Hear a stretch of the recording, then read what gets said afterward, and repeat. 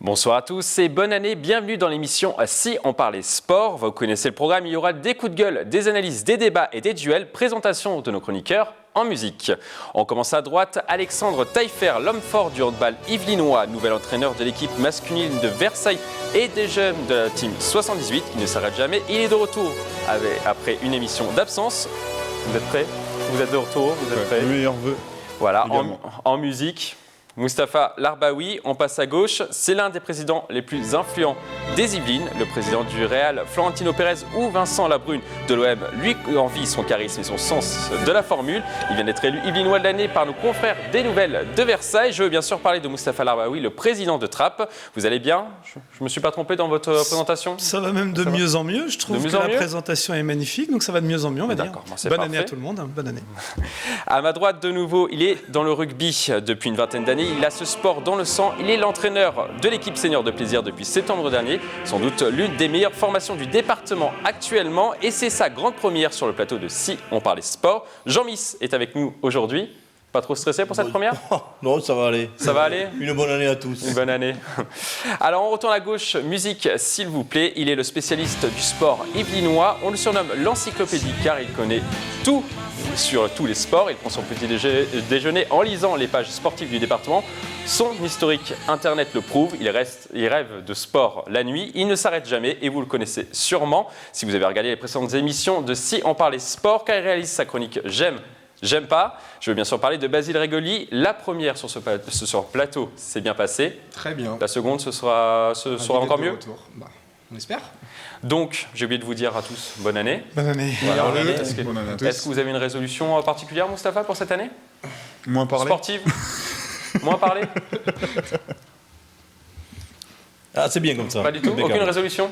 Celle-là. Celle-là d'être beaucoup plus concis. Non, en l'occurrence, j'ai beaucoup de choses à dire cette année aussi, comme l'année dernière. Et voilà, quand on a beaucoup de choses à dire, 2016, on le comme dit, vous avez terminé 2015, les téléspectateurs en jugeront par la qualité surtout. Alors, on va passer maintenant au programme de l'émission. Aujourd'hui, nous allons parler du jeune pilote de kart originaire du Chennai, William Bertrand, de rugby avec un focus sur plaisir. Mais tout de suite, retour sur la qualification de Mantes en 32e de finale de la Coupe de France. On commence donc cette rubrique résultats par du football. Le club de Mantes, dernière équipe illinoise encore en course en Coupe de France, a créé l'exploit de se qualifier pour les 16e de finale de la compétition en battant le stade Briochin. Le score 2-0. Avec cette victoire, le FC Montois, équipe de CFA, écrit l'une des plus belles pages de son histoire. Depuis sa création en 1994, le club n'avait jamais dépassé le stade des 32e de finale de la Coupe de France. On écoute la réaction des deux coachs à la fin de la rencontre. Sur le match, on ne peut pas se vanter d'avoir été au-dessus. On a eu la chance d'ouvrir le score à un bon moment de la partie. Après, on a subi, mais bon, en coupe, ce qui compte, c'est de passer. Des regrets d'avoir encaissé ce but-là, parce que finalement, ils nous marquent le but sur leur seule demi-occasion. C'est même pas une véritable occasion, donc le regret, il est là. Félicitations aux Mantois, c'est eux qui ont gagné, et ils sont passés, même si on peut considérer qu'on a été meilleur que sur ce match-là, mais au final, c'est eux qui seront en 16e, donc félicitations à eux. La question de ce premier thème, Mantes en 16e de finale de la Coupe de France, est-ce une surprise? Vous votez, messieurs? Vous vous souvenez? Rouge? Non? Vert? Oui? Ah, vous êtes partagés, un petit duel entre... Bravo Moustapha déjà? Un petit message? Bravo à Mantes, bien sûr, bravo à Mantes. D'accord, bon bah on fait un petit débat. Un petit débat un petit duel entre Basile et vous, Alexandre? C'est parti, vous n'avez perdu aucun duel depuis la création de cette émission. Donc ça sera peut-être le premier duel perdu. Allez, bon, à toi. Alexandre, vous commencez? Pour moi, c'est pas une surprise, étant donné qu'ils ont battu une équipe qui était en dessous d'eux, donc en CFA 2, donc la logique a été respectée. Voilà, j'aurais juste ça à dire, simplement. Court mais efficace. Voilà. À vous, Basile? Efficace, je sais pas. Laissez Basile parler. Moi, je trouve qu'à un moment donné, il faut que tu le dises, vraiment. Moi, je pense que c'est une belle surprise. Bien sûr. Tout simplement parce que depuis la création du FC Mantois, il y a 15 ans, le club n'avait jamais réussi à atteindre les 16e de finale. La dernière fois que Mantes, c'était l'époque du CA Mantes-la-Ville, avait atteint ce niveau de compétition, c'était en 94. Donc il y a 22 ans, on sait la difficulté de réussir un parcours en Coupe de France. C'est rare qu'un club amateur arrive à atteindre ce niveau-là. Il doit rester 5 équipes de CFA, 2 équipes de CFA 2. Donc même s'ils ont eu des adversaires hiérarchiquement inférieurs à eux lors des tours précédents. Faut quand même, on sait que sur un match de Coupe de France, il n'y a plus vraiment d'histoire de niveau. CFA, CFA2, ça se vaut, on l'a vu sur ce match. Je pense que oui, c'est une surprise d'atteindre, quand on est un club amateur, d'arriver à gagner 7 matchs pour atteindre les 16e de finale au mois de janvier.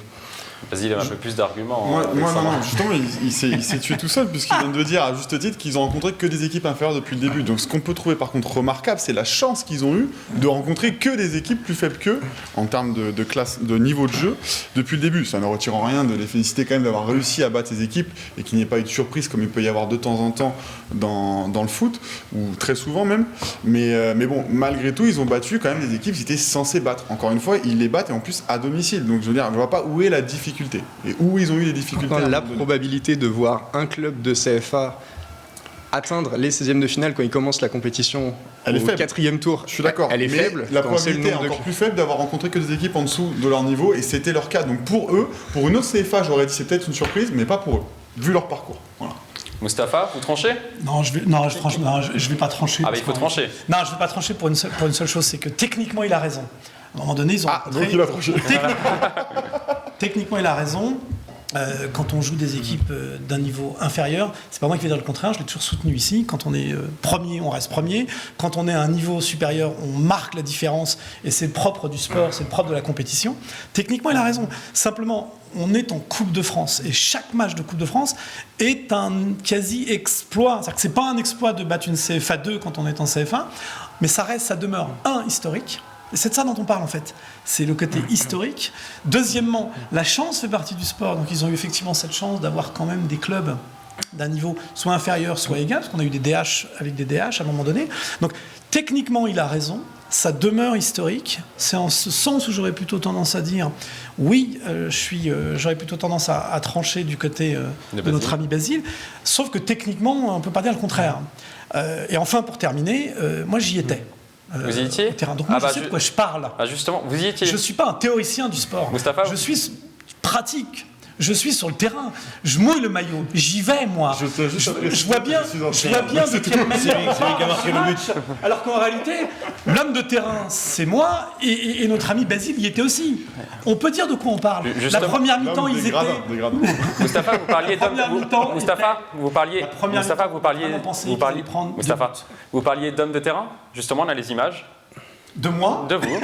Voilà, homme de terrain. C'est une blague. Personne ne devait être voilà, homme de terrain et amateur de frites, Mustapha.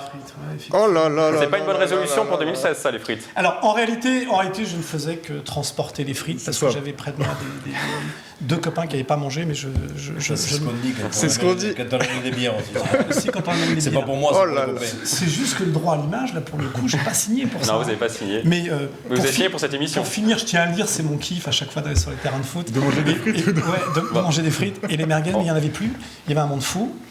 Plus de frites, c'est pour vous dire le niveau d'excellence et le public présent.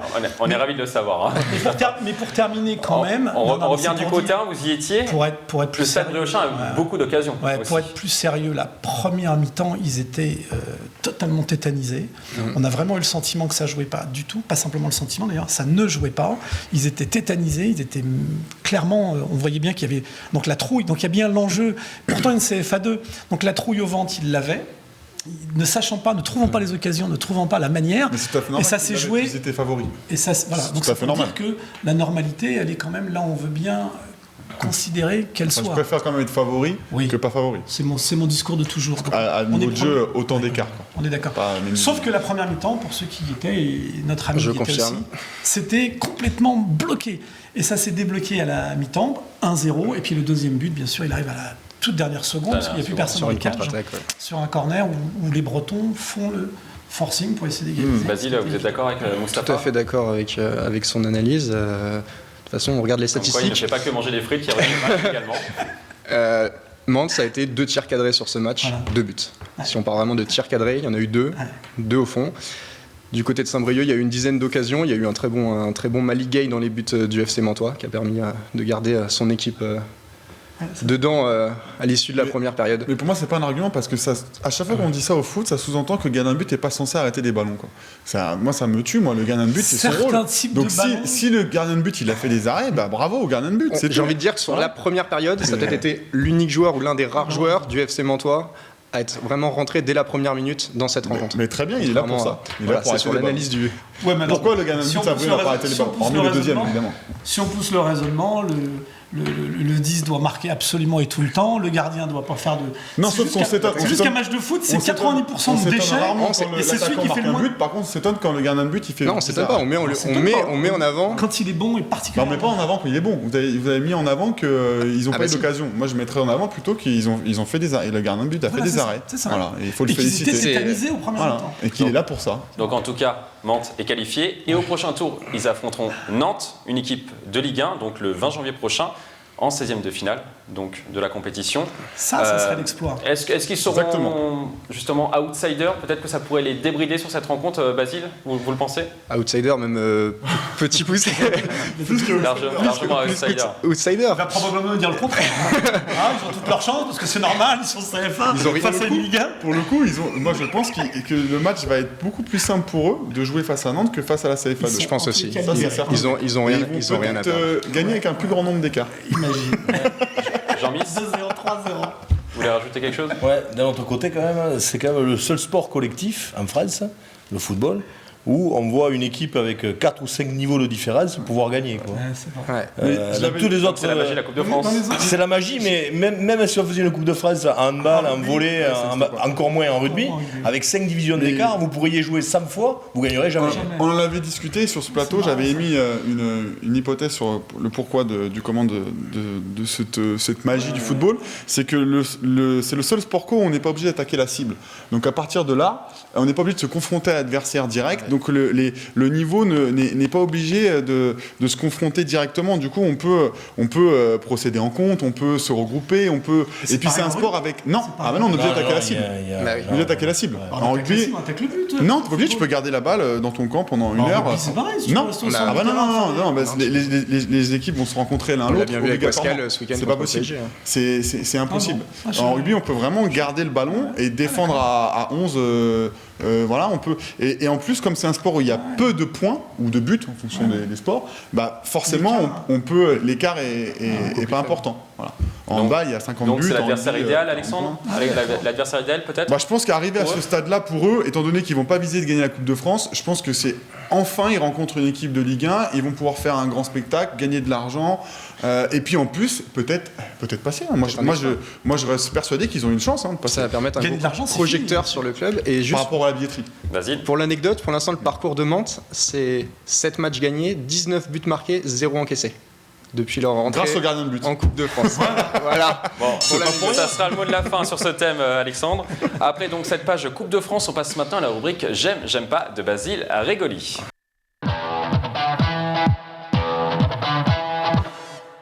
Donc notre chroniqueur Basile Régoli, le cerveau du sport yvelinois, nous présente ses tops et ses flops. On commence tout de suite par un j'aime pas. Oh no! Alors, qu'est-ce que vous n'aimez pas, Basile? Alors, j'aime pas cette semaine l'annulation en janvier 2016 du tournoi de tennis futur de Feucherolles. Ça faisait une quinzaine d'années qu'il était au calendrier international. La Ligue des Yvelines a décidé de ne pas le reconduire cette saison, faute de budget suffisant pour pouvoir l'organiser. Il faut savoir que ce tournoi... ça demande un budget de 60 000 € environ. Aujourd'hui, les subventions locales, territoriales ou même fédérales ont baissé. Donc, pour pouvoir pas prendre de risques au niveau de la Ligue des Yvelines, ils ont décidé tout simplement de l'annuler définitivement. Donc, c'est vraiment dommageable parce que ça permettait à des jeunes joueurs yvelinois de se confronter à des joueurs de niveau mondial. On sait que sur ces dernières années, il y a des joueurs comme Tsonga, Marc Jiquel ou encore l'Espagnol Feliciano Lopez qui était passé à Feucherolles. Donc c'est dommage de savoir qu'il n'existe désormais plus qu'un tournoi futur, donc de niveau international dans le département, qui a lieu à Plaisir à l'automne. Alors, Alexandre, qu'est-ce que vous en pensez de cette annulation? Là, pour le coup, je suis d'accord. Vas-y. Je trouve ça déplorable, mais j'incrimine pas forcément le club, mais plutôt les collectivités. Alors après, c'est toujours pareil. Est-ce qu'ils peuvent se permettre ou pas, mais bon, c'est toujours dommageable quand il y a une annulation d'un événement sportif majeur, c'est le cas. C'est pas un tournoi club, c'est le tournoi de la Ligue des Yvelines. Oui, d'accord. Précision que je voulais. Autant pour moi. Que la Ligue n'ait pas réussi de maintenir ce niveau de jeu dans ce département. Alors, il y en a toujours un, mais bon, 2 c'est quand même mieux. Ça laisse 2 fois plus de chances aux jeunes de se montrer. Et puis ça permet 2 fois plus de vocation à l'issue de ce genre de tournoi pour les petits. Donc voilà, c'est dommageable. Mais maintenant la question c'est est-ce que c'était évitable? Ça, je n'ai pas la réponse. Mustapha? Non, je pense que tout a été dit. Je n'ai pas spécialement suivi non plus cette affaire, donc je l'ai découverte très récemment et en même temps j'entends mes camarades. Je rejoins ce que dit Basile. Et en même temps, c'est vrai qu'on ne peut que regretter ce genre d'incident. Maintenant, j'ai pas du tout d'éléments pour en dire plus. Par contre, je pense que le match se jouera probablement à Mantes, d'après ce que j'ai compris. Il demande... Vous revenez sur... Attention, un petit avertissement, Mustapha. Donc on passe, vu que vous ne voulez pas plus développer, Mustapha, on va passer au j'aime à présent. Jingle. Donc Basile, vous en avez trop aujourd'hui, vous avez aimé beaucoup de choses oui, pour cette émission. On a parlé vous étiez de bonne humeur quand vous avez préparé l'émission. Exactement, on a parlé de Coupe de France, on va en reparler cette fois avec un attaquant, un avant-centre de Chambly en national qui s'appelle Wilfried Louisy-Daniel. Il a mis un triplé ce week-end contre Reims, donc Chambly a éliminé cette équipe de Ligue 1 de Reims, 4 buts à 1. Pourquoi je parle de ce joueur? Parce qu'il est originaire du département, il a grandi à Fontenay-le-Fleury avant de rejoindre... Aurélien Collin. Comme Aurélien Collin. Il a rejoint... dont on avait parlé la dernière émission. Exactement. Ensuite, il a rejoint Versailles avec Aurélien Collin à l'âge de 13 ans. Et ils se sont retrouvés justement dans la même équipe. À l'époque, à Versailles, vous aviez dans la même équipe, en attaque, vous aviez Hatem Ben Arfa, Wilfried Louisy-Daniel, en défense Aurélien Collin. Donc on connaît le parcours de Aurélien Collin, celui d'Hatem Ben Arfa. Voilà, aujourd'hui j'ai envie de mettre en lumière celui de Wilfried Louisy-Daniel parce qu'ensuite il a rejoint Poissy en CFA où il a explosé 23 buts en 28 matchs au cours d'une saison et ça a été un tremplin pour lui. Ces dernières années il est passé à Beauvais, il a fait Orléans l'année dernière en Ligue 2, là il est à Chambly en National.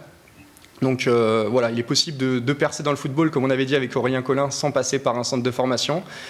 Il joue en Ligue 2, il joue en National, il vit de sa passion. Donc bravo à lui et au prochain tour il va pouvoir se mesurer à ce qui se fait de mieux en France parce que ça va être l'Olympique Lyonnais qui va se retrouver face à Chambly. En ce moment l'Olympique Lyonnais, peut-être que la défense de l'Olympique Lyonnais n'est pas au top, donc peut-être qu'il pourra marquer un but. Vas-y, pourquoi pas? On lui souhaite. Alors, en tout cas, c'est l'une des belles histoires de cette Coupe de France, Jean Missin, c'est de voir des amateurs comme ça être propulsés sur le devant de la scène. C'est aussi ça qui fait la magie de cette Coupe de France? C'est ça, c'est le propre de la Coupe de France de football. C'est justement permettre à des équipes d'un niveau nettement inférieur à se confronter à ce qu'on fait de mieux dans le football français, quoi. Donc c'est super. Je veux dire, sportivement, je pense que ça doit être génial à vivre pour les joueurs, quoi. Et ils se transcendent dans des moments comme ça c'est sûr. Hein. Ça peut donner peut-être un bon exemple pour Mantes le prochain tour, quoi. Et c'est une histoire. Ça peut leur donner des idées. C'est une histoire, Mustapha, qui nous fait aimer cette Coupe de France. Une histoire comme celle de Wilfried. En fait, c'est la Coupe de France qui nous permet de raconter ce type d'histoire. Et on aime bien les histoires en général. Surtout quand c'est le petit poussé qui bat le géant. Donc en fait, la Coupe de France permet de raconter ce type d'histoire et on en a tous les ans. Normalement, la logique, si on écoute notre ami, il y a une logique sportive, on l'a vu tout à l'heure. Par définition, il n'y a pas d'exploit. Il y a un leader et il y a un challenger. Le leader l'emporte toujours. Preuve que non. Alors, on a une très bonne explication tout à l'heure sur la notion de cible. J'ai appris quelque chose pour le coup.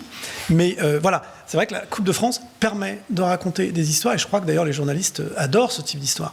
Nous, on le vit au quotidien. C'est-à-dire que ça soit c'est également vrai dans le monde amateur. Parce qu'on parle de la Coupe de France. Il faut savoir que nous jouons tous en Coupe de France. Il faut que les téléspectateurs sachent que Trappes était qualifié, par exemple, est allé très loin, s'est incliné, mais d'un cheveu contre Versailles, par exemple. Mais voilà, l'exploit était pas loin, mais on l'a vécu de la même façon, avec le même différentiel, donc avec les mêmes émotions. Et Avec les une mêmes ferveur histoires, populaire comme et à les mêmes chaque fois. histoires qui se racontent entre nous. Donc, échouer contre Versailles, c'était s'incliner devant une très grosse équipe. L'année d'avant, c'était même une CF1, puisqu'on est allé jusqu'à Noisy-le-Sec à l'époque. Bref, la Coupe de France permet de raconter ce genre d'histoire et non pas l'inverse. C'est ce qui fait le charme. Et en même temps, le foot, c'est le dépassement de soi et c'est très bien incarné. Cela étant, il y a des dépassements de soi tous les dimanches sur les stades, même pendant le championnat. Hein. Mais la Coupe de France est très particulière. Originaire de Fontenay-le-Fleury, donc on a parlé d'Aurélien Collin, Wilfried Louis et Daniel. Et il y a également un autre joueur qui s'appelle Rémi Gomis, qui joue à Nantes, c'est l'attaquant de Nantes, donc qui viendra se confronter à Nantes, donc qui est également qui est exactement de la même génération que ces deux joueurs. Donc une belle génération, une belle génération Fleury. À Fontenay-le-Fleury. Juste avant d'aller à Versailles, je crois qu'ils étaient passés à Trappes, mais ils n'étaient pas restés longtemps. On n'a pas eu le nez sur ce recrutement ce jour-là. Et on a également un gamin à Trappes. Très prometteur. J'en parle un petit peu, j'en profite, parce qu'on parle foot. Rarement, je trouve, mais parce qu'on parle foot, j'en profite. Madi est également au centre de formation de Nantes. Et il sera probablement une des futures recrues de ce club. Parce que Nantes recrute aussi dans des clubs amateurs et fait le nécessaire pour aller chercher ce type de pépites qu'on a. Il y en a une à Trappes et elle est chez eux. Et du coup, il faut la garder, Mustapha. Ah non, c'est pas la vocation d'un club de garder les gosses. Au contraire, nous, on les accompagne. Et quand ils sont bons, et il y a des endroits où ils peuvent justement se performer. Non, on retient jamais personne. Au contraire, on les accompagne. Donc, on passe maintenant au deuxième gemme de Basile, jingle.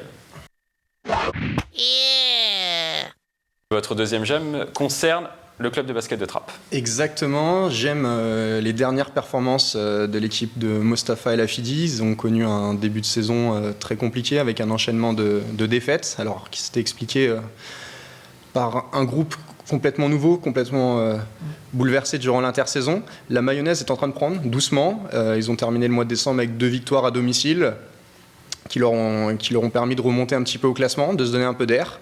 Donc on a envie de leur souhaiter que ça enchaîne maintenant les résultats pour la suite de la saison. Il va y avoir un mois de janvier crucial de façon pour eux dans cette course au maintien. En janvier, ils vont rencontrer les 3 derniers du classement, donc on en saura plus à la fin du mois sur ce que peut espérer Trappes dans ce championnat de National 3. Est-ce que vous approuvez ce gemme de Basile ? C'est une superbe remontée qu'ils sont en train de faire. Surtout qu'au début de saison, il me semble que tu avais mis un j'aime pas parce qu'ils avaient enchaîné beaucoup de défaites et des descentes, change d'avis. Et des descentes successives. Et que c'est bien qu'ils ont réussi à arrêter cette hémorragie. Que le Chêne et Versailles n'avait pas réussi à faire justement l'an dernier en National 3. Donc félicitations au groupe et à l'entraîneur. Franchement, on est très contents. Donc la mayonnaise est en train vraiment de prendre. Il y avait plein de nouveaux joueurs. Il y avait notamment Joey Cassius, le pivot, et Abgué Barakaou, le meneur, qui ont intégré l'équipe cette année. L'entraîneur disait qu'il serait prêt en octobre, finalement. C'est ça. Ils étaient prêts en octobre. Ils étaient prêts en octobre. Mayonnaise tout à l'heure, faut battre, faut du temps. Mais c'est surtout que c'est aussi très caractéristique d'un management. Souvent autour de cette table, on parle également de ce qui se passe en interne.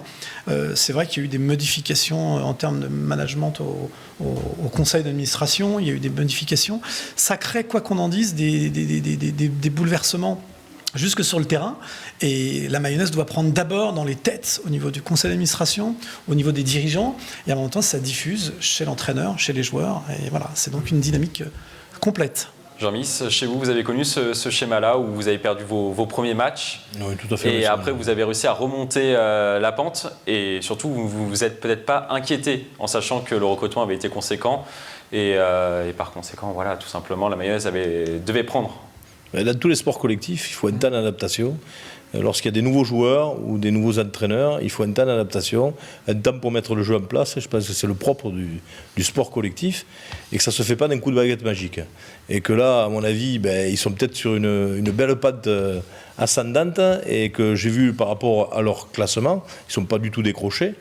Et s'ils continuent comme ça, peut-être que le jeu là commence à prendre forme et que ça va porter ses fruits très, très rapidement, quoi. C'est quand même fragile, attention, on est au basket. Ah, mais c'est un point ça va par très match. vite, ça va très vite. Ça va très vite, là. Ça va très très vite, mais ils sont quand même pas tout à fait C'est une poule très largés, voilà. À 2 points. Et de surtout que quand là, on regarde le classement, entre ils sont le pas dernier- si loin que ça. Non, le dernier, du le leader. premier, il y a 7 points. Bah, quoi. de la même façon, Voilà, les on derniers. regarde justement en ce moment même on va le voir. classement. Je crois qu'il y a 2 points entre le 4e et le 10e. Et Voilà, c'est voilà. très très serré. Très homogène. bon, 3 Voilà. points du premier, voilà. 2 points du dernier. Donc c'est Le, fragile. le être- président c'est très Jacques fragile, Michelet mais- avait annoncé peut-être une montée cette année. Peut-être pas cette année, mais au moins l'année prochaine. peut-être un peu. Apparemment, il est dans les temps là. Il est dans C'est les une temps. habitude Moustapha. à Trappes de finir dernier en première moitié de saison. Et de premier à la remonter. fin. Petit clin d'œil au foot. Il a le temps, à votre avis, Moustapha, C'est la encore technique. pour produire, pour créer ce groupe. Comme ça, on est La pas preuve, dans c'est la que position. quand la c'est ça. dynamique est par définition dans la spirale positive, par définition, on y arrive. Donc ouais, c'est tout à fait possible. Mais je dis simplement que là, c'est également à regarder derrière soi, c'est aussi très fragile. Mais voilà, effectivement, à Trappes, on aime bien la difficulté à la difficulté. Dernier à l'intersaison, et ça nous est arrivé, il le sait. Mais voilà, non, c'est pas des choses qu'on souhaite à toutes nos équipes. Non. Devant et devant, toujours. L'exploit reste quand même pas. À votre avis, Jean-Miss, ils vont monter cette année ou c'est trop tard? Il faudrait s'appeler Pronostic. Nostradamus quoi, pour savoir s'ils vont monter ou pas. Faut dire quand même que le début de saison, là, c'est pas favorable à eux. Là, ils sont encore une fois sur une pente ascendante. Mathématiquement, Donc, ils peuvent. Voilà, Oui, mathématiquement, tout est possible. Mais ça Après, dépend pas d'eux, c'est ça que je veux dire. C'est qu'à un moment donné, quand il y a quelqu'un devant qui marque des points, il faudrait qu'il n'en marque plus, parce que Ouais, le ouais, différentiel, ça, c'est sûr. il existe en leur défaveur. Et quand il y a un différentiel en leur défaveur, tu dépends des autres qui doivent perdre des points. Parce que si tout le monde gagne, bah, le différentiel demeure. Mais Voilà, c'est juste- le retard, quand tu arrives, le voilà. retard où tu perds 4 Voilà. matchs d'affilée, ben ce retard-là, il est très difficile à rattraper. il est acquis, le Même retard. si tu gagnes tout, comme dit Moustapha, Eh pour oui. une fois, je vais être d'accord avec lui. Hein. Et, c'est vrai que quand tu commences à gagner, mais que les autres continuent à gagner, mais le retard, c'est toujours le même. Hein. Donc c'est compliqué. Quoi. Je précise, c'est la première fois qu'il ose le dire, mais il est tout le temps d'accord avec moi. Oui, bien sûr. On le sait, ça se sent d'ailleurs. Évidemment, J'arrive juste, Moustapha. donc, Donc, un dernier j'aime, Basile, jingle, il concerne le Dakar 2016. Je vous laisse la parole, Basile. Oui, alors pourquoi le Dakar? Eh ben, tout simplement parce que on parle des Sébastien Loeb, des Stéphane Peter Hansen, des Nasser Al-Attiyah, ce sont les plus médiatisés, mais il faut savoir qu'on a également deux Avec les meilleures voitures. voilà, dans la catégorie voiture. On a 2 pilotes yvelinois qui sont engagés dans cette compétition. Ils sont amateurs, c'est absolument pas leur profession d'être pilote automobile sur des rallye raids. C'est pour eux une aventure, un défi, qui se sont lancés. Donc je pense à Jean-Pierre Garcin, qui est originaire de Montesson, et Jean-Philippe Thoriot, de la Selle Saint-Cloud. Donc voilà, c'est une aventure humaine qu'ils ont envie de vivre. Maintenant, on ne se lance pas par hasard sur le rallye du Dakar. Ils ont une certaine expérience automobile sur d'autres courses qui leur permet d'aller se lancer sur cette aventure. Donc voilà, j'avais envie de mettre en avant ce beau défi pour ces 2 amateurs du département. On a l'habitude La dans les question- Yvelines, hein, la voile, le Dakar. On a que des grands défis, champions dans les Yvelines. Alors, vous votez, est-ce que vous trouvez cela courageux de participer au Dakar? Vous votez. Moustapha, vous vous souvenez comment voter. Hein. Vous êtes Il y a partagé. déjà eu des Est-ce- morts au Dakar. ouais, tous les ans, mais courageux. Le fait d'être courageux, d'être courageux, d'accord. non. Courageux. Non. Bon, on fait un petit duel entre Moustapha et Jean-Miss. J'attends de voir ça. Allez, Tiens. Jean-Miss, vous commencez?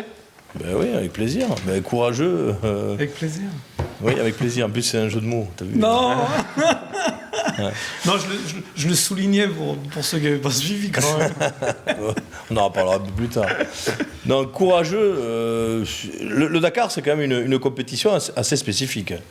Il faut, comme l'a dit Basile, il faut quand même une certaine technicité. Tout le monde ne peut pas faire une compétition comme celle-là. Mais il faut surtout quand même un petit peu de financement. Donc quand on y va avec des écuries où là il n'y a pas de souci, il y a des sponsors et tout, je ne sais pas, je ne connais pas ces personnes-là dans le cadre dans lequel elles sont engagées au Dakar. Si c'est sur leur propre fonds, oui effectivement, allez, je peux dire que c'est courageux. Si c'est au niveau avec des partenaires, des sponsors sur cette discipline, pourquoi pas. Après, sur la discipline elle-même, c'est plus une aventure humaine énorme pour connaître certaines personnes qui l'ont fait. Mais je dirais pas que c'est un courage, quoi. Je dis pas que c'est un courage. C'est plus une aventure. Et je pense que ces gens qui vont faire le Dakar, c'est vraiment le goût de l'aventure. Donc c'est plus une envie, un plaisir qu'un courage, quoi. Mustapha, Je pensais d'avoir à dire le contraire, mais en fait, on est d'accord, puisque... Bah oui. Attention, parce vous que défilez un petit peu, Mustapha. Non, mais c'est ça, c'est que, en l'occurrence, tous les sports, à partir du moment où on en est passionné de son sport, il n'y a plus de notion de courage à pratiquer le sport qu'on aime. C'est pas le mien, ça serait à la limite complètement extraordinaire de me voir faire moi le Dakar, parce que c'est pas mon sport, c'est pas ma discipline, ma prédilection. C'est pas dans vos résolutions 2016. Mais c'est leur sport, c'est leur discipline, c'est vraiment leur vocation. Donc il n'y a plus de notion de courage à participer finalement à la compétition qui caractérise votre sport et votre passion. C'est juste que, voilà, après, comme dans tous les sports, on veut vouloir être devant, et quand on est devant, on prend des risques. Et c'est en ça qu'effectivement c'est courageux. C'est en ça que c'est courageux, parce que quand on prend des risques, on va vraiment au fond, et j'allais dire à fond. Et là, par définition, on prend des risques, on fait même prendre des risques, parce qu'on parle du Dakar, il y a quand même du monde sur la route, il y a des morts.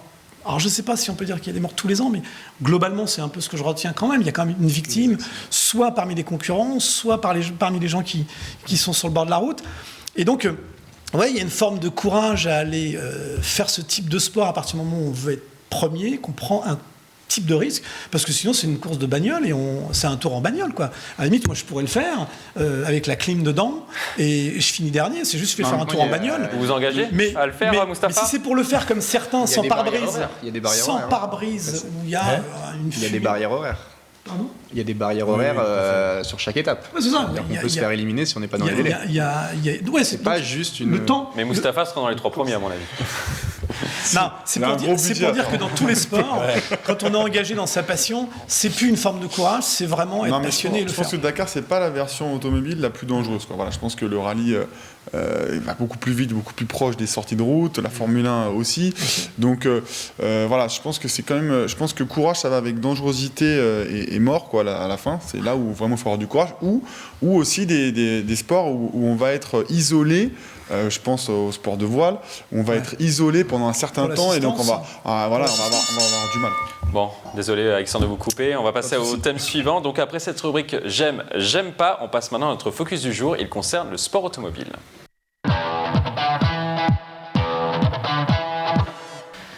Donc aujourd'hui, notre focus concerne le sport automobile. William Bertrand, 13 ans, est déjà un as du volant sans son permis en poche.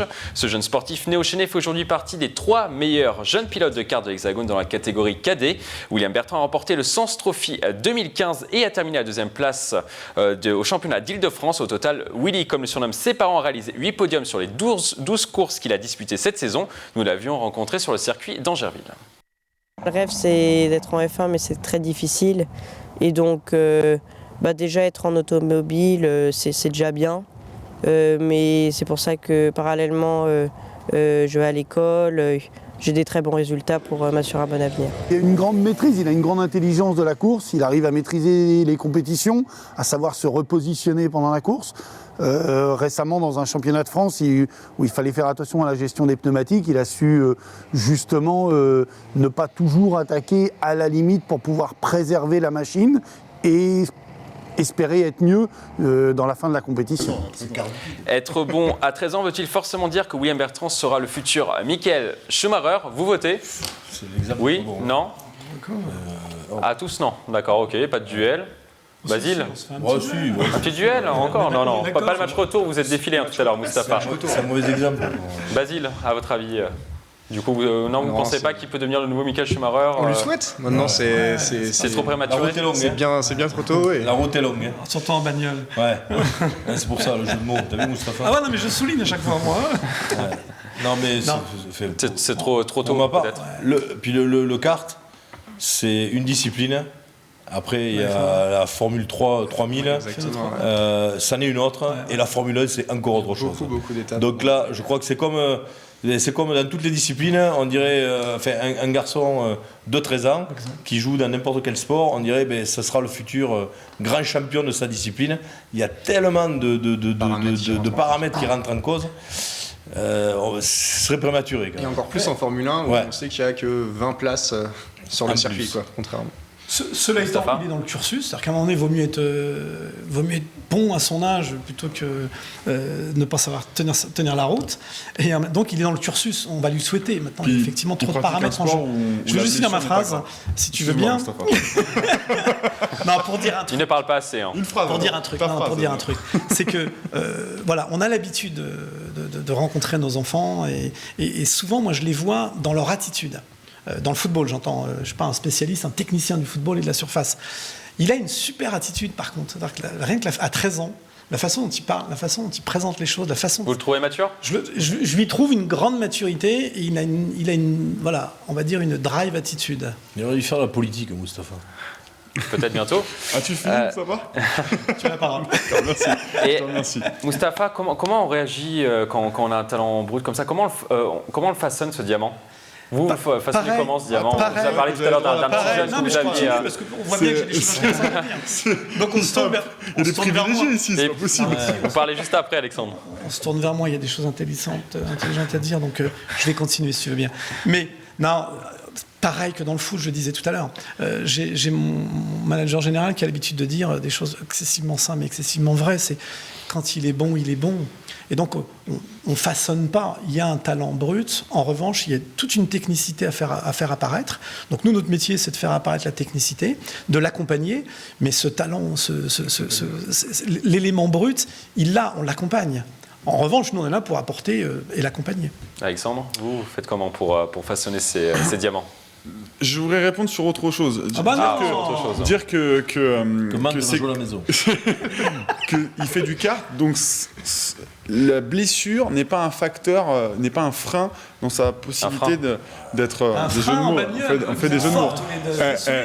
On est du même côté, on n'est pas pour rien, c'est le bon côté ici.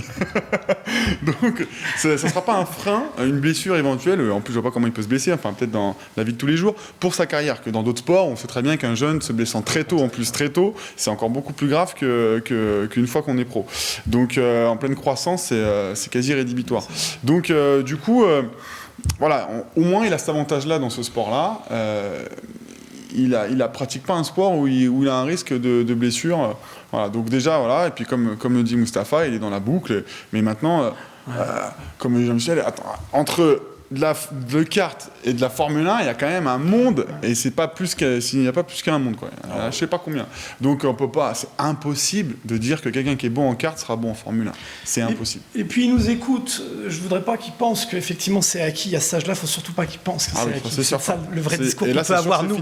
C'est ramener toujours à de la modestie, ramener les choses à leur juste réalité. En fait, c'est là qu'on les accompagne. Faut sans cesse progresser. Donc voilà, c'est prometteur. Tu continues, mais voilà, il y a encore des étapes à franchir. Donc vous qui ne connaissez pas William Bertrand, on regarde cette petite séquence. Ce petit jeu s'appelle Le Dilemme. Carton en compétition. Michael Schumacher. Senna. Ferrari. Circuit de Monaco. Une chicane. Rush. Champion du monde. Jean-Miss, Mustapha le disait tout à l'heure, on a l'impression que c'est un pro, quasiment. Là, on le voit dans sa maturité. Non, vous trouvez pas, Jean-Miss? Ouais, je pense que c'est l'enfant de son âge, hein, tout simplement. Parce que les réponses, moi je souligne juste une réponse, Rush ou Michel Vaillant, je suis sûr qu'il ne sait pas ce que c'est Michel Vaillant. Michel Vaillant. Mais bon, c'est pas méchant. C'est parce qu'il ne sait pas qui est Rush non plus. Si, je connais les deux. Mais non, mais c'est vrai qu'il a des réponses d'un enfant de son âge. Et comme disait Mustapha, deuxième fois, je suis d'accord avec toi. Sur deux. Deuxième fois. Pas mal. Mais c'est vrai que bon, voilà, faut pas que ça devienne une habitude. Il est jeune, il a tout à apprendre. Ouais. Il a tout à apprendre. Et encore une fois, on va se répéter, mais il y a un monde. Il est bon en karting, c'est bien qu'il continue comme ça. Et après, il y a du boulot. L'attitude, hein, pas tellement de ce qu'il dit et ce qu'il peut prononcer, parce qu'il a effectivement. Vous avez complètement raison, hein, parce qu'on se vous voit au plateau. Mais vous avez complètement raison. Il a les propos du gamin. Mais je trouve qu'il a une attitude, ce qui est autre chose. On ne parle pas, c'est non-verbal. En tout cas, on lui souhaite d'avoir une belle et longue carrière dans ce sport. On passe à présent à notre rubrique débat.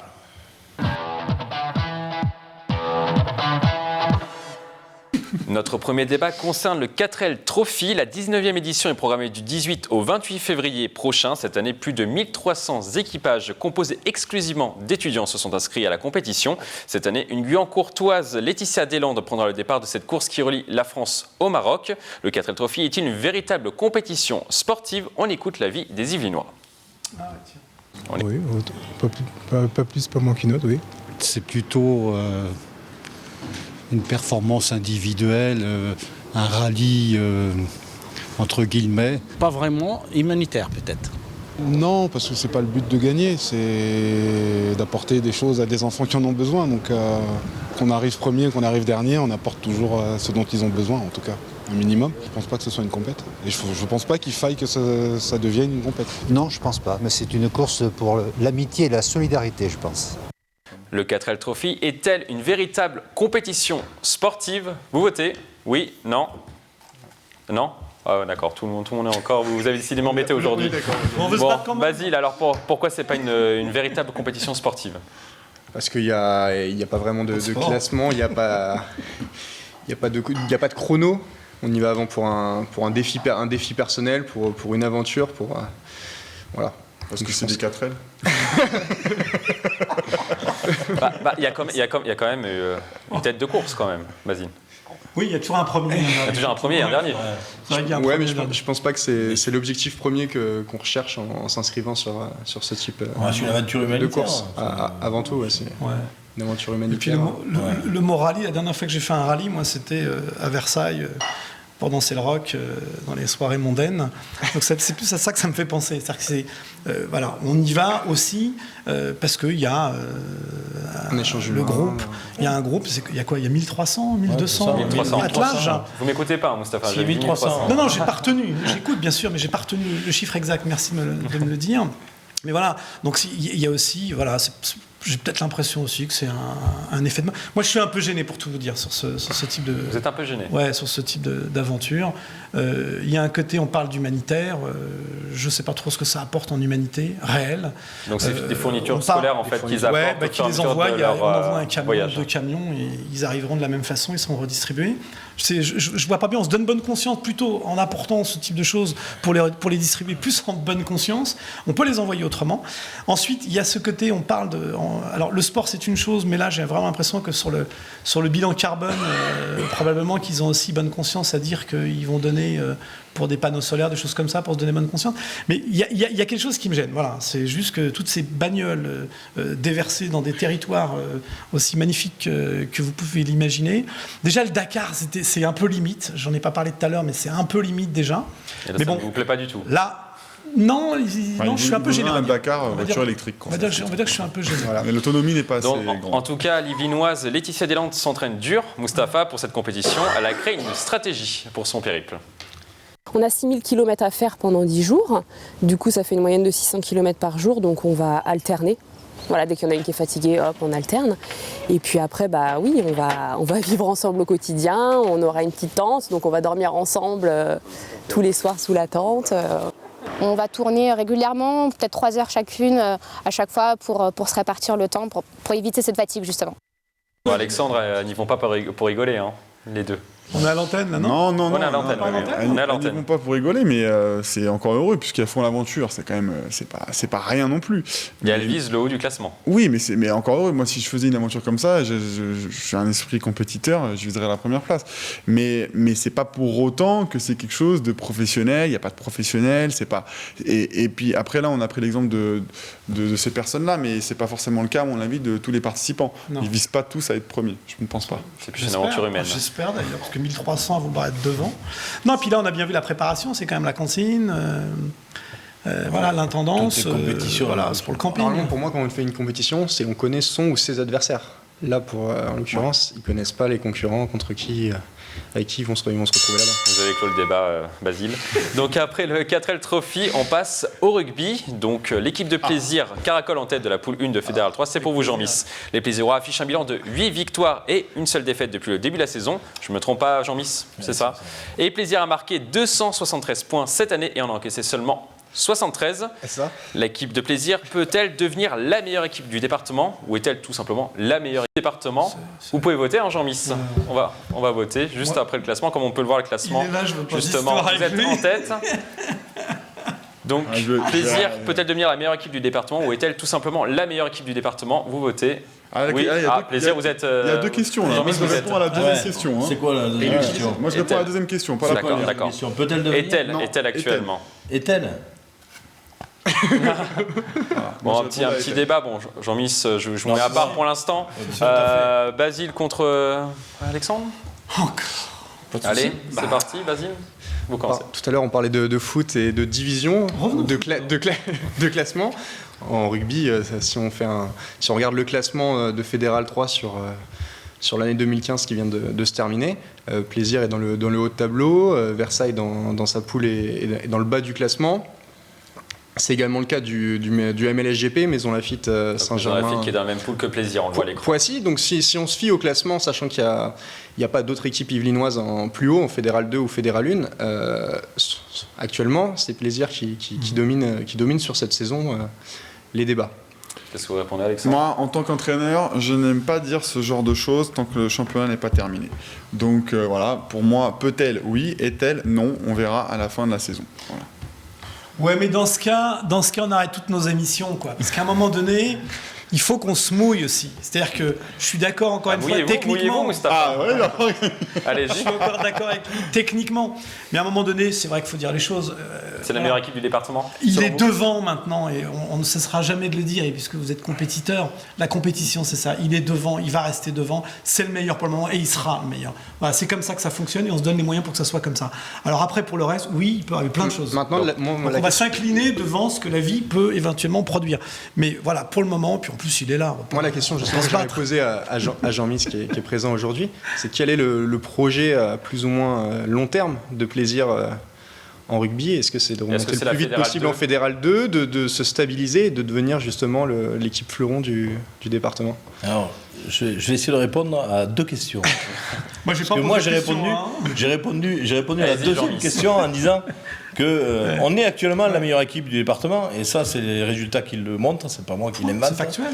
Et que bon, on peut parler de début comme tout à l'heure avec le basket, de début et de fin de saison. Là, il se trouve quand même qu'on a 36 points d'avance sur Maison Lafitte. On est premier et son dernier. Maison Lafitte qui était à l'époque la meilleure équipe du département. Et qui était depuis d'énormes années. Et vous les avez battus d'ailleurs, hein, vous les avez battus récemment. Mais de nombreuses années, la meilleure équipe du département et avec un renom. C'est pour ça que je dis qu'aujourd'hui, oui, on est la meilleure équipe parce que le classement est là pour nous. Maintenant, est-ce qu'on va devenir la meilleure équipe? Ben, ça va tellement vite. La preuve en est, c'est Maison Lafitte. On vient d'en parler juste à l'instant. C'est Maison Lafitte. Maison Lafitte, la saison dernière, jouait quand même quasiment les hauts de tableau de la Fédérale 2. Donc aujourd'hui, ils sont en bas de tableau de Fédéral 3. Ça va très très vite, comme tous les sports et comme tous les clubs. On ne maîtrise pas tous les éléments d'un club, quel que soit le sport. Et aujourd'hui, on est beau aujourd'hui et demain, on peut être très vilain. Donc le problème, c'est qu'on n'a pas tous les facteurs qui peuvent nous permettre de dire on sera toujours le meilleur. Non, là actuellement, oui, on l'est. La réponse pour Basile, je vais vous la répondre, je vais vous la donner, c'est que le projet, bien sûr que le projet du club, c'est de remonter en Fédéral 2, puisque la saison dernière, en Plaisir, évoluait en Fédéral 2 et descendu sur la dernière journée, simplement sur la dernière journée. Donc ils ont failli se maintenir. Donc je pense que c'est une expérience, moi je suis arrivé cette saison, c'est une expérience qu'ils ont vécue à ce niveau-là, dont ils ont tiré bien sûr des leçons, et ça c'est très important. Je pense qu'aujourd'hui, bien sûr, l'objectif du club, c'est de remonter le plus rapidement possible, mais surtout après, de s'y maintenir. De s'y maintenir. Et là, il y a quand même un gros travail. Et c'est pour ça qu'à l'intersaison, il y a eu quand même aussi un recrutement dans cet objectif. Et qu'effectivement, on est parti pour. Mais le chemin est encore long. Et la mairie vous aide dans ce projet ? Oui, la municipalité est très proche de nous, très très proche du club. C'est une ville très sportive, Plaisir. Je ne vais pas le cacher à personne autour de la table. Hein. C'est une ville très sportive et la municipalité est très proche de nous. Mais le sport, c'est le sport. Et comme on parlait tout à l'heure de la Coupe de France, la montée, un match de rugby, c'est un match de rugby. Même si c'est sous forme d'aller-retour, il faut passer 2 tours en match aller-retour. Elle n'est jamais acquis. acquise, pardon. On sait que donc, au-dessus de la Fédérale 2, il y a la Fédérale 1, qui est la troisième échelon national. Oui. Maintenant, c'est presque professionnel, la Fédérale 1 ou semi-professionnel dans certaines équipes. Est-ce qu'un jour, on pourrait espérer voir un club yvelinois évoluer en Fédérale 1? Est-ce que c'est... Faut déjà se maintenir en Fédérale. Même aujourd'hui, j'aurais tendance à répondre que la Fédérale 2, au jour d'aujourd'hui, il y a certaines équipes, ce sont des écuries professionnelles. Hein. Vous prenez des clubs comme Rouen, vous prenez des clubs comme Chalon quand ils sont passés, Chalon-sur-Saône. Ce sont des clubs qui sont professionnels. Ils ont des joueurs étrangers sous contrat professionnel, en Fédérale 2. Et ensuite, il y a un fossé entre la Fédérale 3 et la Fédérale 2, et il y a un ravin entre la Fédérale 2 et la Fédérale 1. Hein. Et donc après, c'est le désert entre la Fédérale 1 et la Pro D2. Donc plus on monte, plus l'écart est important. Monter en Fédérale 1, déjà, qu'on monte en Fédérale 2 et qu'on s'y maintienne, ce sera très très bien, franchement. Donc après ce débat sur le rugby, on passe à notre défi du jour. Le défi concerne aujourd'hui le rugby. Les joueurs du Sky Rugby doivent toucher les poteaux de 25 mètres pour remporter la victoire. Le gagnant est celui qui réussit à toucher en premier les poteaux. On regarde la séquence. Jérémy Barbier, j'habite à Elancourt et mon surnom c'est Chicken. Louis Riols, j'habite à Versailles et mon surnom c'est Loulou. Loïc Thibault, j'habite à Elancourt et mon surnom c'est Mayonnaise 1, Maillot. Julien Liobérès, j'habite à Elancourt et mon surnom c'est Mayonnaise 2, Maillot. Gauthier Alexis, j'habite Buc et mon surnom c'est Vieille Tenou.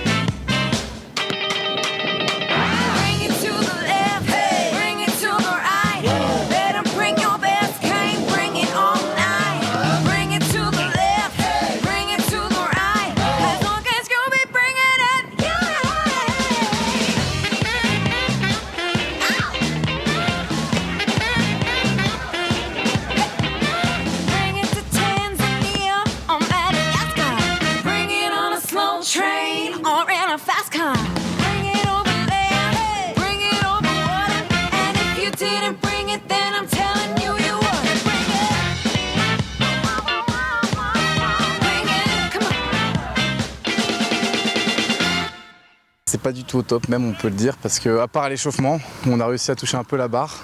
Sinon, pendant la compétition, il n'y avait plus personne. Et du coup, c'est qui ton vainqueur? Le vainqueur ce soir, c'est Louis, qui a réussi à toucher la barre à l'échauffement, uniquement malheureusement. Ok. Et c'était difficile, Louis, alors du coup Ouais, pas simple. Je pense que le froid a eu raison de nous. Et bon, on espère faire mieux sur le prochain défi. Jean-Miss, c'est si difficile que ça de toucher les poteaux en rugby? Oui, sauf que les professionnels s'entraînent à viser les poteaux. À viser les poteaux. Ouais, à viser les poteaux. Entre les poteaux. Oui, non, mais hein, c'est une des formes d'entraînement. Hein. Et à plaisir, vous êtes meilleur que le Sky Rugby?